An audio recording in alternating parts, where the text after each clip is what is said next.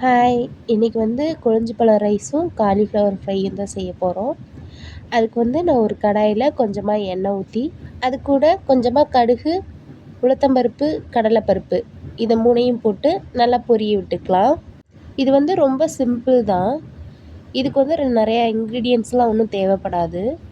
இது இப்ப நல்லா பொரிஞ்சு வந்துரட்டும். இது கூட நாம கொஞ்சமா பூண்டு, கருவேப்பிலை, வரமிளகாய் இத மட்டும் சேர்த்து நல்லா தாளிச்சு எடுத்துக்குவோம். இப்போ நான் புழிஞ்சு வச்சிருந்த கொழிஞ்சு பழம், 2 புழிஞ்சு வச்சிருந்தேன். அத நான் இது கூட சேர்த்து நல்லா மிக்ஸ் பண்ணி எடுத்துக்கிறேன். இது கூட இப்ப நீங்க மஞ்சத்தூள் கொஞ்சம் சேர்த்துக்கோங்க. அது கலர்ஃபுல்லா இருக்கும் நல்லா. இது சேர்த்து நல்லா மிக்ஸ் பண்ணி விட்டுக்கலாம். இப்போ இத நல்லா கொதிக்க விட்டுக்கலாம்.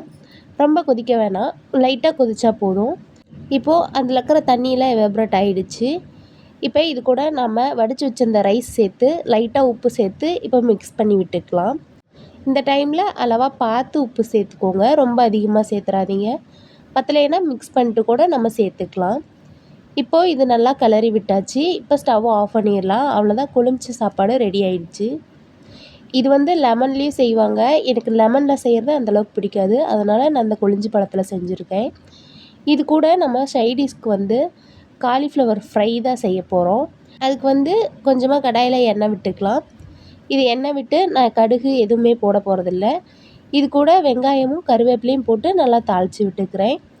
உங்களுக்கு தேவைப்பட்டால் சோம்பு, பட்டை இந்த மாதிரி நீங்கள் சேர்த்துக்கோங்க. இப்போது இது நல்லா வதங்கட்டும். இது நல்லா வதங்கி வந்ததுக்கப்புறம் கொஞ்சமாக இஞ்சி பூண்டு பேஸ்ட் இருக்குல்ல, அது ஒரு ஸ்பூன் அளவுக்கு சேர்த்துக்கோங்க. சேர்த்துட்டு இதோட பச்சை வாசம் நல்லா ஃபுல்லாக போகட்டும். அது வரைக்கும் நல்லா நம்ம கிளறி விட்டுக்கலாம்.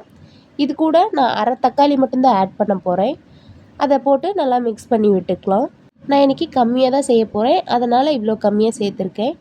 நீங்கள் எந்த அளவுக்கு குவான்டிட்டி எடுக்கிறீங்களோ அந்த அளவுக்கு நீங்கள் பார்த்துட்டு சேர்த்துக்கோங்க.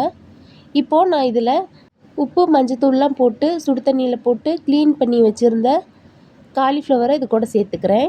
சேர்த்து நல்லா மிக்ஸ் பண்ணி விட்டு கொஞ்சமாக மஞ்சத்தூள், மிளகாத்தூள், கறி மசாலா தூள், தேவைப்பட்டால் சிக்கன் மசாலா போட்டு உப்பு போட்டு இது நல்லா பிரட்டி விட்டுக்கலாம். இப்போது இது மிக்ஸ் பண்ணி விட்டு ஒரு 3-4 மினிட்ஸ் நல்லா குக் ஆனால் போதும். இது வெந்துடும். ஏன்னா இது ஏற்கனவே கொஞ்சமாக சுடு தண்ணியில் போட்டு பாயில் பண்ணி வச்சுருக்கிறதுனால சீக்கிரமாக குக் ஆகிடும். இப்போது காலிஃப்ளவர் ஃப்ரை ரெடி ஆகிடுச்சு. அவ்வளோதான்.